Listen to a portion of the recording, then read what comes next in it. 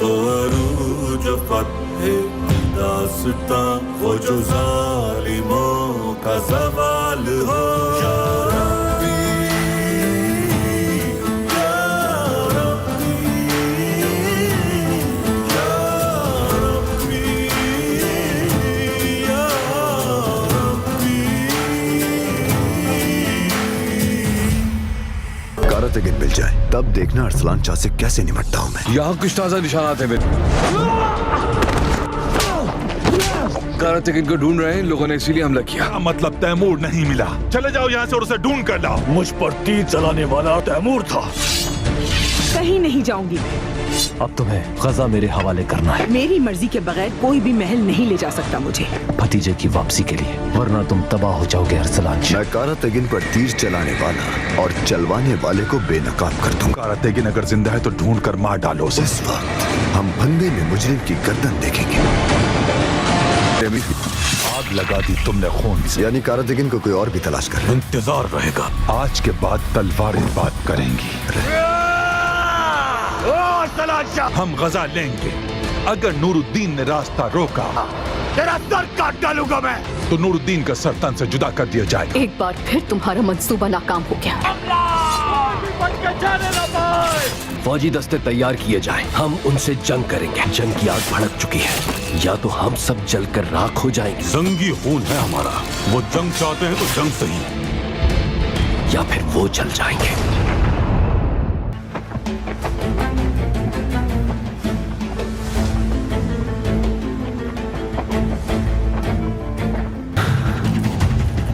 ज्यादा दूर नहीं है वो।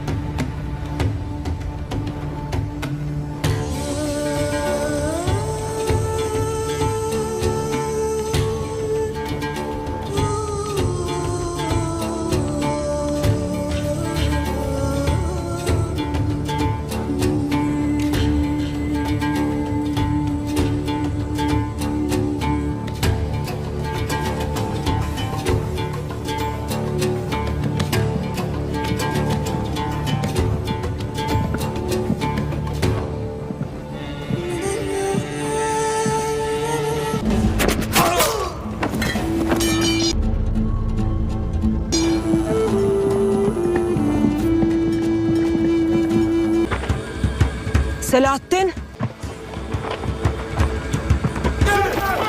Hadi koşun! Hadi! Saldırın! Saldırın! Hadi!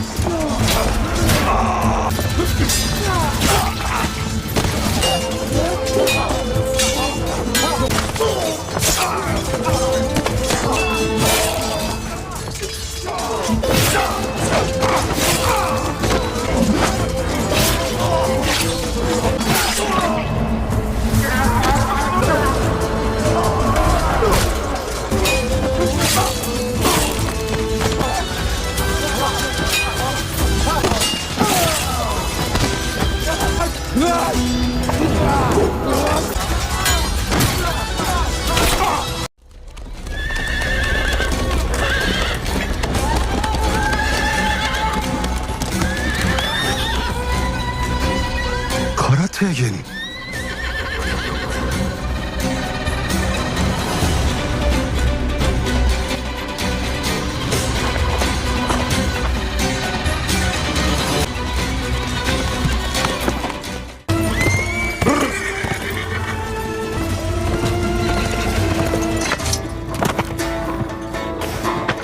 Temur.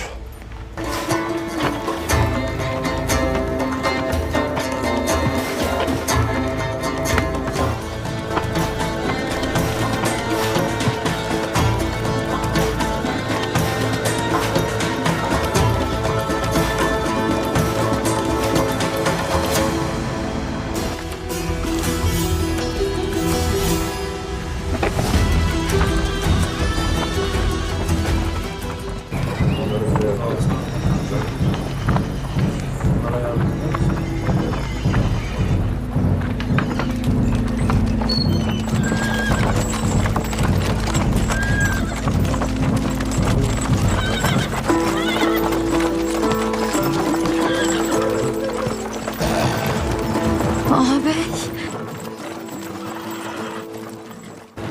Kara Tekin.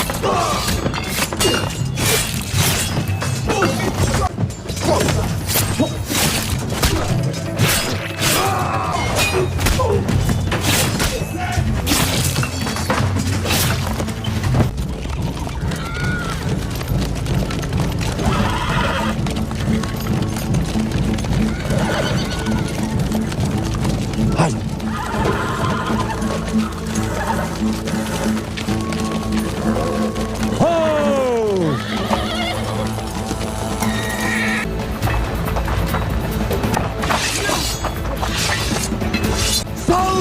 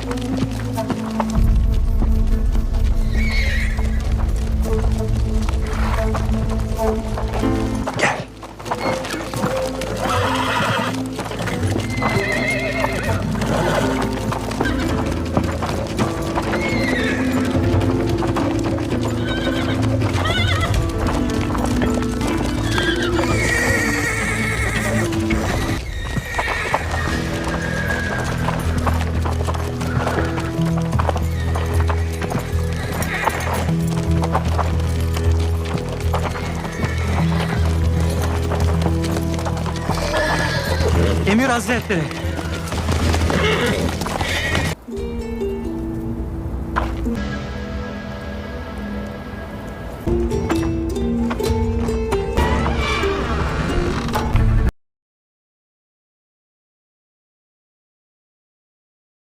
Salahuddin और उसके उस्ताद नूरुद्दीन रहमतुल्लाह अलैह से कब्ल सलेबियों ने दरिया उर्दन और बहरा बैस के दरमियान सब इलाकों पर कब्जा जमा लिया, हत्ता कि मुसलमानों के पास एक मुहक्किक के बकौल दरियाए उर्दन के गरबी किनारे 1 मुरब्बा सेंटीमीटर जगह भी न रही थी, बल्कि इसके बरक्स दरिया के शिरकी किनारे सलेबियों के किले और मजबूत मकामात मौजूद थे, जैसा कि किरकोक और अल शोबक वगैरह। सलाहुद्दीन ने हिम्मत से काम लिया, अल्लाह के फजल करम से और अपनी इस्लामी शख्सी खूबियों की बदौलत कि उन्हें सौर और जाफा के दरमियान साहिल पर ही छोटे छोटे दायरों में महसूर कर दिया। अगर अल्लाह ताला उसे कुछ और मोहलत दे देता और 579 हिजरी में वफात ना पाता तो और भी हैरत अंगेज कारनामे सर अंजाम देता इंशाल्लाह। लेकिन फिर भी जो उसने किया हक अदा किया। यकीनन सलाहुद्दीन कायदाने हमला आवरों और मुल्क पर काबिज गासिबों को मुल्क से निकालने पर, उन समंदरी आमदोरफ्त पर और उन्हें उनके मुल्क यूरोप तक वापस धकेलने पर जैसे अहम मसाइल पर अक्सर सोचता रहता था, ताकि वो ये इलाके इस्लामी तालीमात से मुनव्वर और जाहिलियत की जुल्मात से पाक व साफ कर सके। एक बार वो अपने वज़ीर इब्न शद्दाद से, जबकि वो दोनों मुजाहिदीन की जमात के हमरा एक साहिली मुहिम पर जा रहे थे, यूँ हम कलाम हुआ। क्या मैं तुझे एक बात बताऊं? इब्न शद्दाद ने कहा। हाँ ज़रूर। तो सलाहुद्दीन रहमतुल्लाह अलैह कहने लगा, मेरे दिल में ये बात आती है कि साहिल के बकिया इलाके अल्लाह ताला कब फतह करवाएगा। मैं जब पूरे मुल्क में बनज़र गैर देखता हूँ तो दिल में ये बात उठती है कि लोगों को खैराबाद कहूँ, घने घने जंगलात तक पहुँचूँ, समंदर की पुश्त पर सवार होकर ایک ایک جزیرے تک پہنچوں، زمین کا ایک ایک چپا تلاش کروں، روئے زمین میں اللہ کے ساتھ کفر کرنے والوں کو باقی نہ چھوڑوں، یا پھر میں خود شہید ہو جاؤں۔ اللہ اکبر۔ صلاح الدین کا مجاہدانہ طرز زندگی۔ یوں لگتا ہے کہ زندگی کے ان آخری برسوں میں اللہ تعالیٰ نے اس کے دل سے دنیا کی ہر رغبت اور مرغوب و پسندیدہ چیزوں کو نکال دی تھا، اور جہاد کو اس کے لیے ایسا محبوب مشغلہ بنا دیا کہ صرف جذبہ جہاد ہی اس کے دل پر چھا گیا اور جی پر غالب آ گیا۔ اللہ تعالیٰ نے مشکلات و شدائد کو اس پر آسان فرما دیا کہ اس کی زندگی کے یہ برس جہادی خیموں میں یا پھر گھوڑوں کی پشتوں پر ہی گزار دیے، دشمن سے لڑتے ہوئے یا ان کا محاصرہ کرتے ہوئے یا پھر ان کے قلعوں اور پناہ گاہوں کو فتح کرتے ہوئے۔ جو آدمی ملک شام اور اس کے موسم سرما میں سردی کی شدت یعنی اس موسم سرما کے اولوں، برفوں، پہاڑوں کی برف باریوں، یخ بستہ ہواؤں، آندھیوں اور بارشوں سے آشنا ہے، وہ اچھی طرح سمجھ سکتا ہے اور تجزیہ کر سکتا ہے کہ صلاح الدین نے کس ولولہ انگیز جذبہ ایمانی حوصلے سے اپنے ملک کی رضا جوئی اور دین کو غالب دیکھنے کے لیے ان حالات میں زندگی بسر کی ہوگی۔ ہم ابن شداد سے صلاح الدین کی زندگی کے بارے میں ایک واضح ترین مثال بھی تو سنتے ہیں۔ وہ کہتا ہے کہ 584 ہجری رمضان المبارک کے مہینے کے اوائل ہی میں سلطان دمشق سے بجانب صفد روانہ ہوا، اور اس نے اس ماہ مبارک میں اپنی بیوی، بچوں، گھر بار اور وطن کی طرف کوئی التفات تک نہ کیا، مڑ کر بھی نہ دیکھا۔ حالانکہ اس ماہ انسان جہاں کہیں بھی گیا ہو اپنے گھر والوں کے لیے اکٹھے رہنے کے لیے لوٹ آتا ہے۔ اے اللہ، اس نے یہ سب کچھ تیری رضا کے لیے برداشت کیا ہے، اسے اجر عظیم عطا فرما۔ اسی مبارک ماہ میں اللہ کا یہ شعر صف تک پہنچا، حالانکہ وہ ایک ایسا محفوظ، مضبوط اور محفوظ قلعہ تھا جسے تمام اطراف سے وادیوں نے گھیر رکھا تھا۔ اس کے باوجود اس نے وہاں پہنچ کر منجنیق نصب کر دی۔ بارش اپنے جوبن پر، وادیوں میں کچی زمین کی دھنسن بہت زیادہ، بارشوں کے ساتھ ژالہ باری بھی شدید ترین، لیکن یہ سب کچھ اس کی یلغار کے سامنے اور فوجوں کی صف بندی کرنے میں جن کا موقع محل متقاضی تھا، ذرہ برابر بھی رکاوٹ نہ بن سکا۔ اس ایک رات میں خود بھی ان کے ہمراہ تھا۔ آپ نے بنفس و نفیس 5 منجنیقوں کو نصب کرنے کے لیے مختلف مقامات کا معائنہ کیا۔ اسی رات یوں فرمانے لگے، ان 5 کو نصب کرنے سے پہلے ہمیں سونا نہیں ہوگا، لہٰذا ایک ایک جماعت کو ایک ایک منجنیق حوالے کی، اور قاصد مسلسل اس کے اور منجنیق نصب کرنے والوں کے مابین آتے جاتے رہے، ایک لمحہ لمحہ کی خبر دیتے رہے، یہاں تک کہ آپ کی خدمت گزاری اور امیر کی اطاعت شعاری میں ہمیں صبح ہو گئی۔ مہلک بیماری بھی گھوڑے کی پشت سے نیچے نہ اتار سکی۔ آپ کو دردوں کا مرض لاحق تھا، اور اس کے باوجود میدان جنگ کی چیخ و پکار اور پکڑو دھکڑ میں رہے تو یہ صرف بارگاہ الہی سے سوپ چاہتے تھے۔ وہ صبر و ثبات کے صلے میں جو کچھ اللہ کریم کے پاس ہے اسے چاہتے ہوئے کیا کرتے تھے۔ ہم اب شداد سے اس کے صبر و ثبات کے بارے میں ایک اور پہلو بھی سنتے ہیں۔ جب کہ صلاح الدین 60-70 برس کی عمر کے درمیان تھے، وہ واقعہ بیان کرتے ہوئے کہتا ہے، میں آگ کی عکا کی چراگاہ میں خود کو دیکھا کہ سلطان کی مرض کی تکلیف کی انتہا کو پہنچ چکی تھی، جو اسے جسمانی پھوڑوں کی وجہ سے لاحق ہوئی تھی۔ اس مرض نے اس کے جسم کے درمیانی حصے کو معاف کر دیا، جس سے اسے بیٹھا بھی نہ جا سکتا تھا۔ وہ خیمے میں اپنے ایک پہلو پر ٹیک لگائے ہوئے تھا اور اسی حالت میں کھانا کھا رہا تھا، جبکہ وہ اس وقت خیمے میں ہونے کے باوجود دشمن کے بھی قریب ترین تھا۔ یہ مرض اسے دشمن سے لڑنے کے لیے اپنے لشکر کے میمنہ میسرہ اور قلب الجیش ترتیب دینے سے نہ روک سکا۔ اس وقت کی شدت کے باوجود وہ ابتدائی نماز سے صلاۃ ظہر تک، پھر عصر تک مغرب گھوڑے کی پشت پر بھی بیٹھتا تھا، اپنے لشکر کے مختلف دستوں اور یونٹوں کے پاس پہنچتا، انہیں حکم دیتا، انہیں جہاد و قتال سے متعلق منہیات سے روکتا، ان میں فی سبیل اللہ فدا ہونے اور جام شہادت نوش کرنے کی روح کو تڑپاتا اور گرماتا۔ اور اس کی اپنی حالت یہ ہوتی کہ شدت علم اور پھوڑوں کی ٹیس کو برداشت کیے ہوئے تھا۔ ہمیں اس کی حالت پر حیرت اور تعجب ہوا کرتا تو وہ یوں کہا کرتا کہ گھوڑے کی پشت سے نیچے اترنے تک یہ درد محسوس ہی نہیں ہوتا۔ بلا شک اس پر اللہ کی یہ خاص عنایت تھی اور اس اسلامی حکم کی برکت تھی جس کی خاطر وہ جہاد کر رہا تھا۔ اللہ تعالیٰ خود فرماتے ہیں، جسے اس کے رسول نے اپنے رب سے حدیث قدسی میں بیان کیا، میرا بندہ لگاتار نوافل کی ادائیگی سے میرا قرب حاصل کرتا رہتا ہے، یہاں تک کہ میں اپنے محبوب اس سے بنا لیتا ہوں۔ تو جب میں اس سے محبت کرتا ہوں تو میں اس کا وہ کان بن جاتا ہوں جس سے وہ سنتا ہے، اس کی وہ آنکھ بن جاتا ہوں جس سے وہ پکڑتا ہے، اس کی وہ ٹانگ بن جاتا ہوں جس سے وہ چلتا ہے۔ اگر وہ مجھ سے مانگے تو میں ضرور عطا کرتا ہوں، اور اگر وہ مجھ سے پناہ مانگے تو میں ضرور اسے پناہ بھی دیتا ہوں۔ اور جن لوگوں نے ہمارے لیے کوشش کی ہم ان کو ضرور اپنے رستے دکھلائیں گے، اور بے شک اللہ نیک لوگوں کے ساتھ ہے۔ سلطان صلاح الدین کی وفات، جہاد کی پرمشقت زندگی اور مسلسل بے آرامی نے سلطان کو مستقل مریض بنا دیا۔ مرض کی شدت میں رمضان کے کئی روزے قضا ہو گئے مگر جہاد نہ چھوٹا۔ اب جو موقع ملا تو قضا روزے ادا کرنا شروع کر دیا۔ والد نے ان کی تکالیف کا لحاظ کرتے ہوئے ان سے منع کیا مگر سلطان نے یہ کہہ کر کہ نامعلوم آئندہ کیا حالات پیش آئیں تمام قضا روزے پورے کیے۔ وسط سفر 599 ہجری میں مرض شدت اختیار کر گیا اور وفات سے 3 روز قبل غشی کی سی حالت طاری ہو گئی۔ معلوم ہوتا تھا کہ 20 سال کا تھکا ماندہ مجاہد تکان اتار رہا ہے۔ 27 سفر کی صبح کا ستارہ افق پر نمودار ہوا تو سلطان صلاح الدین کی نبضیں ڈوب رہی تھیں۔ شیخ ابو جعفر نے سکرات موت کے آثار محسوس کر کے سورہ حشر کی تلاوت شروع کی۔ جب آیات هو الذی لا الہ الا هو عالم الغیب والشہادہ پر پہنچے تو یکایک سلطان نے آنکھیں کھول دی، مسکرائے اور تبسم ریز لہجے میں کہا، سچ ہے، یہ کہہ کے ہمیشہ کے لیے آنکھیں بند کر دیں۔ سلطان کے غم میں ہر آنکھ اشک بار نظر آتی تھی۔ صلیبی دنیا کے چھکے چھڑا دینے والے اس بطل و جلیل کا انتقال اس حال میں ہوا کہ ترکے میں کوئی گاؤں، باغ اور مکان نہ چھوڑا تھا۔ دنیا سے بے رغبتی اور قلت سرمایہ، شاید یہ بھی مناسب ہی رہے کہ میں آپ کے زہد و تقوی اور دنیاوی مال و متاع کی قلت کی طرف اشارہ بات کر دوں۔ مجھے اتنا کہنا ہی کافی ہے کہ اس نے اپنے مولا سے اس حال میں ملاقات کی کہ ورثے میں کوئی محل نہ چھوڑا اور نہ کوئی دنیاوی سرمایہ، بلکہ اتنی بھی رقم نہیں چھوڑی جس میں زکوٰۃ واجب ہوتی، بلکہ وہ ساری دولت جو اپنے پیچھے چھوڑی وہ صرف 47 درہم اور 1 سونے کا دینار۔ اللہ تعالیٰ نے ایسے لوگوں کی آخرت میں جو نعمتیں تیار فرما رکھی تھیں وہ عطا فرمانے کے لیے سلطان کو دنیاوی رقبوں، باغوں، بستیوں اور کھیتوں کے محلات وغیرہ سے بے نیازی رکھا۔ اگر آپ دنیاوی دولت جمع کرنے اور کوٹھیاں بلڈنگیں بنانے میں مشہور ہو جاتے تو کبھی بھی اپنے علاقے آزاد کروانے، تاریخ کے رخ کو موڑنے اور ہمیشہ زندہ رہنے کی استقامت نہ پاتے۔ گویا کہ بقیت بن یامر الجادی نے ایسے ہی سپوت کو ذہن میں رکھ کر یہ ابیات کہیں، تم اپنے سب معاملات اس کے حوالے کر دو، اسی میں تمہاری بہتری ہے، کھلے بازوؤں والا ہے، یعنی دوستوں پر مہربان، اور دشمنوں کے حوالے سے جنگ کی بات کے ساتھ ہی دشمنوں کو بوجھل۔ صلاح الدین اور اس کے استاد نور الدین رحمۃ اللہ علیہ سے قبل صلیبیوں نے دریائے اردن اور بحر بیس کے درمیان سب علاقوں پر قبضہ جما لیا، حتیٰ کہ مسلمانوں کے پاس ایک محقق کے بقول دریائے اردن کے غربی کنارے 1 مربع سینٹی میٹر جگہ بھی نہ رہی تھی، بلکہ اس کے برعکس دریا کے شرقی کنارے صلیبیوں کے قلعے اور مضبوط مقامات موجود تھے، جیسا کہ کرکوک اور الشوبک وغیرہ۔ صلاح الدین نے ہمت سے کام لیا، اللہ کے فضل و کرم سے اور اپنی اسلامی شخصی خوبیوں کی بدولت کہ انہیں سور اور جافا کے درمیان ساحل پر ہی چھوٹے چھوٹے دائروں میں محصور کر دیا۔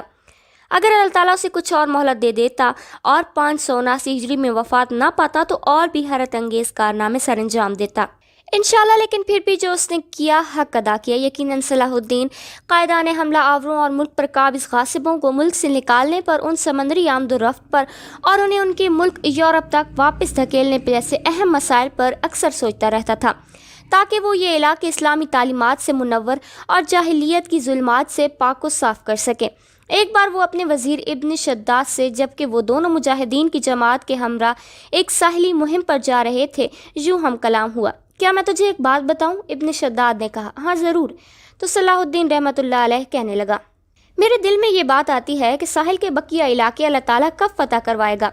میں جب پورے ملک میں بنظر غار دیکھتا ہوں تو دل میں یہ بات اٹھتی ہے کہ لوگوں کو خیر آباد کہوں، گھنے گھنے جنگلات تک پہنچوں، سمندر کی پشت پر سوار ہو کر ایک ایک جزیرے تک پہنچوں، زمین کا ایک ایک چپا تلاش کروں، روئے زمین میں اللہ کے ساتھ کفر کرنے والوں کو باقی نہ چھوڑوں، یا پھر میں خود شہید ہو جاؤں۔ اللہ اکبر۔ صلاح الدین کا مجاہدانہ طرز زندگی، یوں لگتا ہے کہ زندگی کے ان آخری برسوں میں اللہ تعالیٰ نے اس کے دل سے دنیا کی ہر رغبت اور مرغوب و پسندیدہ چیزوں کو نکال دی تھا، اور جہاد کو اس کے لیے ایسا محبوب مشغلہ بنا دیا کہ صرف جذبہ جہاد ہی اس کے دل پر چھا گیا اور جی پر غالب آ گیا۔ اللہ تعالیٰ نے مشکلات و شدائد کو اس پر آسان فرما دیا کہ اس کی زندگی کے یہ برس جہادی خیموں میں یا پھر گھوڑوں کی پشتوں پر ہی گزار دیے، دشمن سے لڑتے ہوئے یا ان کا محاصرہ کرتے ہوئے یا پھر ان کے قلعوں اور پناہ گاہوں کو فتح کرتے ہوئے۔ جو آدمی ملک شام اور اس کے موسم سرما میں سردی کی شدت، یعنی اس موسم سرما کے اولوں، برفوں، پہاڑوں کی برف باریوں، یخ بستہ ہواؤں، آندھیوں اور بارشوں سے آشنا ہے، وہ اچھی طرح سمجھ سکتا ہے اور تجزیہ کر سکتا ہے کہ صلاح الدین نے کس ولولہ انگیز جذبہ ایمانی حوصلے سے اپنے ملک کی رضا جوئی اور دین کو غالب دیکھنے کے لیے ان حالات میں زندگی بسر کی ہوگی۔ ہم ابن شداد سے صلاح الدین کی زندگی کے بارے میں ایک واضح ترین مثال بھی تو سنتے ہیں۔ وہ کہتا ہے کہ 584 ہجری رمضان المبارک کے مہینے کے اوائل ہی میں سلطان دمشق سے بجانب صفد روانہ ہوا اور اس نے اس ماہ مبارک میں اپنی بیوی، بچوں، گھر بار اور وطن کی طرف کوئی التفات تک نہ کیا، مڑ کر بھی نہ دیکھا۔ حالانکہ اس ماہ انسان جہاں کہیں بھی گیا ہو اپنے گھر والوں کے لیے اکٹھے رہنے کے لیے لوٹ آتا ہے۔ اے اللہ، اس نے یہ سب کچھ تیری رضا کے لیے برداشت کیا ہے، اسے اجر عظیم عطا فرما۔ اسی مبارک ماہ میں اللہ کا یہ شعر صف تک پہنچا، حالانکہ وہ ایک ایسا محفوظ مضبوط اور محفوظ قلعہ تھا جسے تمام اطراف سے وادیوں نے گھیر رکھا تھا۔ اس کے باوجود اس نے وہاں پہنچ کر منجنیق نصب کر دی۔ بارش اپنے جوبن پر، وادیوں میں کچی زمین کی دھنسن بہت زیادہ، بارشوں کے ساتھ ژالہ باری بھی شدید ترین، لیکن یہ سب کچھ اس کی یلغار کے سامنے اور فوجوں کی صف بندی کرنے میں جن کا موقع محل متقاضی تھا ذرہ برابر بھی رکاوٹ نہ بن سکا۔ اس ایک رات میں خود بھی ان کے ہمراہ تھا۔ آپ نے بنفس و نفیس 5 منجنیقوں کو نصب کرنے کے لیے مختلف مقامات کا معائنہ کیا۔ اسی رات یوں فرمانے لگے، ان 5 کو نصب کرنے سے پہلے ہمیں سونا نہیں ہوگا، لہٰذا ایک ایک جماعت کو ایک ایک منجنیق حوالے کی اور قاصد مسلسل اس کے اور منجنیق نصب کرنے والوں کے مابین آتے جاتے رہے، ایک لمحہ لمحہ کی خبر دیتے رہے، یہاں تک کہ آپ کی خدمت گزاری اور امیر کی اطاعت شعاری میں ہمیں صبح ہو گئی۔ مہلک بیماری بھی گھوڑے کی پشت سے نیچے نہ اتار سکی۔ آپ کو دردوں کا مرض لاحق تھا اور اس کے باوجود میدان جنگ کی چیخ و پکار اور پکڑو دھکڑ میں رہے تو یہ صرف بارگاہ الہی سے سوپ چاہتے تھے۔ وہ صبر و ثبات کے صلے میں جو کچھ اللہ کریم کے پاس ہے اسے چاہتے ہوئے کیا کرتے تھے۔ ہم اب شداد سے اس کے صبر و ثبات کے بارے میں ایک اور پہلو بھی سنتے ہیں۔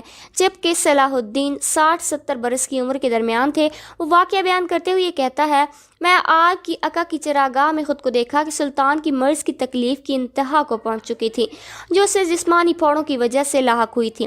اس مرض نے اس کے جسم کے درمیانی حصے کو معاف کر دیا، جس سے اسے بیٹھا بھی نہ جا سکتا تھا۔ وہ خیمے میں اپنے ایک پہلو پر ٹیک لگائے ہوئے تھا اور اسی حالت میں کھانا کھا رہا تھا، جبکہ وہ اس وقت خیمے میں ہونے کے باوجود دشمن کے بھی قریب ترین تھا۔ یہ مرض اسے دشمن سے لڑنے کے لیے اپنے لشکر کے میمنہ میسرہ اور قلب الجیش ترتیب دینے سے نہ روک سکا۔ اس وقت کی شدت کے باوجود وہ ابتدائی نماز سے صلاۃ ظہر تک، پھر عصر تک مغرب گھوڑے کی پشت پر بھی بیٹھتا تھا، اپنے لشکر کے مختلف دستوں اور یونٹوں کے پاس پہنچتا، انہیں حکم دیتا، انہیں جہاد و قتال سے متعلق منہیات سے روکتا، ان میں فی سبیل اللہ فدا ہونے اور جام شہادت نوش کرنے کی روح کو تڑپاتا اور گرماتا۔ اور اس کی اپنی حالت یہ ہوتی کہ شدت علم اور پھوڑوں کی ٹیس کو برداشت کیے ہوئے تھا۔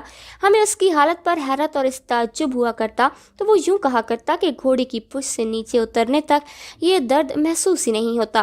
بلا شک اس پر اللہ کی یہ خاص عنایت تھی اور اس اسلامی حکم کی برکت تھی جس کی خاطر وہ جہاد کر رہا تھا۔ اللہ تعالیٰ خود فرماتے ہیں، جسے اس کے رسول نے اپنے رب سے حدیث قدسی میں بیان کیا، میرا بندہ لگاتار نوافل کی ادائیگی سے میرا قرب حاصل کرتا رہتا ہے، یہاں تک کہ میں اپنے محبوب اس سے بنا لیتا ہوں، تو جب میں اس سے محبت کرتا ہوں تو میں اس کا وہ کان بن جاتا ہوں جس سے وہ سنتا ہے، اس کی وہ آنکھ بن جاتا ہوں جس سے وہ پکڑتا ہے، اس کی وہ ٹانگ بن جاتا ہوں جس سے وہ چلتا ہے۔ اگر وہ مجھ سے مانگے تو میں ضرور عطا کرتا ہوں، اور اگر وہ مجھ سے پناہ مانگے تو میں ضرور اسے پناہ بھی دیتا ہوں۔ اور جن لوگوں نے ہمارے لیے کوشش کی ہم ان کو ضرور اپنے رستے دکھلائیں گے، اور بے شک اللہ نیک لوگوں کے ساتھ ہے۔ سلطان صلاح الدین کی وفات، جہاد کی پرمشقت زندگی اور مسلسل بے آرامی نے سلطان کو مستقل مریض بنا دیا۔ مرض کی شدت میں رمضان کے کئی روزے قضا ہو گئے، مگر جہاد نہ چھوٹا۔ اب جو موقع ملا تو قضا روزے ادا کرنا شروع کر دیا۔ والد نے ان کی تکالیف کا لحاظ کرتے ہوئے ان سے منع کیا، مگر سلطان نے یہ کہہ کر کہ نامعلوم آئندہ کیا حالات پیش آئیں تمام قضا روزے پورے کیے۔ وسط صفر 599 ہجری میں مرض شدت اختیار کر گیا اور وفات سے 3 روز قبل غشی کی سی حالت طاری ہو گئی۔ معلوم ہوتا تھا کہ 20 سال کا تھکا ماندہ مجاہد تکان اتار رہا ہے۔ 27 صفر کی صبح کا ستارہ افق پر نمودار ہوا تو سلطان صلاح الدین کی نبضیں ڈوب رہی تھیں۔ شیخ ابو جعفر نے سکرات موت کے آثار محسوس کر کے سورہ حشر کی تلاوت شروع کی۔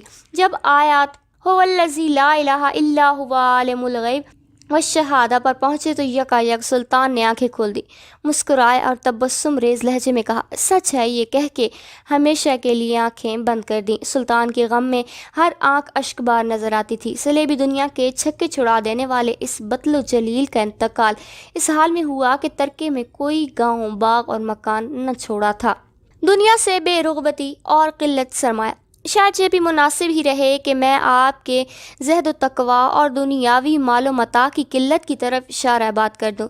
مجھے اتنا کہنا ہی کافی ہے کہ اس نے اپنے مولا سے اس حال میں ملاقات کی کہ ورثے میں کوئی محل نہ چھوڑا اور نہ کوئی دنیاوی سرمایہ، بلکہ اتنی بھی رقم نہیں چھوڑی جس میں زکوٰۃ واجب ہوتی، بلکہ وہ ساری دولت جو اپنے پیچھے چھوڑی وہ صرف 47 درہم اور 1 سونے کا دینار۔ اللہ تعالیٰ نے ایسے لوگوں کی آخرت میں جو نعمتیں تیار فرما رکھی تھیں وہ عطا فرمانے کے لیے سلطان کو دنیاوی رقبوں، باغوں، بستیوں اور کھیتوں کے محلات وغیرہ سے بے نیاز ہی رکھا۔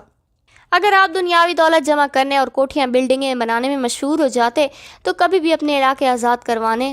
صلاح الدین اور اس کے استاد نور الدین رحمۃ اللہ علیہ سے قبل سلیبیوں نے دریائے اردن اور بحر بیس کے درمیان سب علاقوں پر قبضہ جما لیا، حتیٰ کہ مسلمانوں کے پاس ایک محقق کے بقول دریائے اردن کے غربی کنارے 1 مربع سینٹی میٹر جگہ بھی نہ رہی تھی، بلکہ اس کے برعکس دریا کے شرقی کنارے صلیبیوں کے قلعے اور مضبوط مقامات موجود تھے، جیسا کہ کرکوک اور الشوبک وغیرہ۔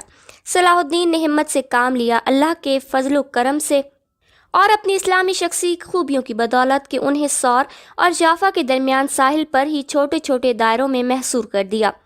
اگر اللہ تعالیٰ اسے کچھ اور مہلت دے دیتا اور 579 ہجری میں وفات نہ پاتا تو اور بھی حیرت انگیز کارنامے سر انجام دیتا انشاءاللہ، لیکن پھر بھی جو اس نے کیا حق ادا کیا۔ یقیناً صلاح الدین قائدان حملہ آوروں اور ملک پر قابض غاصبوں کو ملک سے نکالنے پر، ان سمندری آمد و رفت پر اور انہیں ان کے ملک یورپ تک واپس دھکیلنے جیسے اہم مسائل پر اکثر سوچتا رہتا تھا، تاکہ وہ یہ علاقے اسلامی تعلیمات سے منور اور جاہلیت کی ظلمات سے پاک و صاف کر سکیں۔ ایک بار وہ اپنے وزیر ابن شداد سے جبکہ وہ دونوں مجاہدین کی جماعت کے ہمراہ ایک ساحلی مہم پر جا رہے تھے، یوں ہم کلام ہوا، کیا میں تجھے ایک بات بتاؤں؟ ابن شداد نے کہا، ہاں ضرور۔ تو صلاح الدین رحمۃ اللہ علیہ کہنے لگا، میرے دل میں یہ بات آتی ہے کہ ساحل کے بقیہ علاقے اللہ تعالیٰ کب فتح کروائے گا؟ میں جب پورے ملک میں بنظر غار دیکھتا ہوں تو دل میں یہ بات اٹھتی ہے کہ لوگوں کو خیر آباد کہوں، گھنے گھنے جنگلات تک پہنچوں، سمندر کی پشت پر سوار ہو کر ایک ایک جزیرے تک پہنچوں، زمین کا ایک ایک چپا تلاش کروں، روئے زمین میں اللہ کے ساتھ کفر کرنے والوں کو باقی نہ چھوڑوں، یا پھر میں خود شہید ہو جاؤں۔ اللہ اکبر۔ صلاح الدین کا مجاہدانہ طرز زندگی، یوں لگتا ہے کہ زندگی کے ان آخری برسوں میں اللہ تعالیٰ نے اس کے دل سے دنیا کی ہر رغبت اور مرغوب و پسندیدہ چیزوں کو نکال دی تھا، اور جہاد کو اس کے لیے ایسا محبوب مشغلہ بنا دیا کہ صرف جذبہ جہاد ہی اس کے دل پر چھا گیا اور جی پر غالب آ گیا۔ اللہ تعالیٰ نے مشکلات و شدائد کو اس پر آسان فرما دیا کہ اس کی زندگی کی یہ برس جہادی خیموں میں یا پھر گھوڑوں کی